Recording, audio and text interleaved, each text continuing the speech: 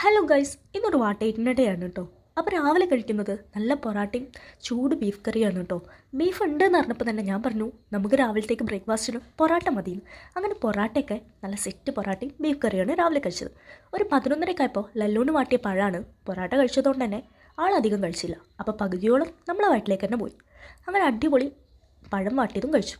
അത് കഴിഞ്ഞ് ഉച്ചയായപ്പോൾ നല്ല ചൂട് ചോറും ബീഫിൻ്റെ കുറച്ച് സാലനയും അച്ചാറും ബീഫ് ഫ്രൈയും പൊട്ടറ്റോ ഫ്രൈയുമാണ് കഴിച്ചത്.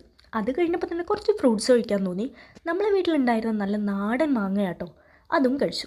വൈകുന്നേരത്തേക്ക് നമുക്ക് സ്പെഷ്യൽ തന്നെയായിരുന്നു. നല്ല അടിപൊളി മഴ പെയ്യുമ്പോൾ ചൂട് ചക്കപ്പുഴുക്കും ചിക്കൻ കറിയും അടിപൊളി ചൂട് കട്ടനും കൂടെ കൂട്ടിയിട്ട് നല്ലൊരു പിടി പിടിച്ചു. അത് കഴിഞ്ഞ് രാത്രി കഴിച്ചത് നല്ല വൈറ്റ് സോസ് പാസ്ത ആയിരുന്നു കേട്ടോ.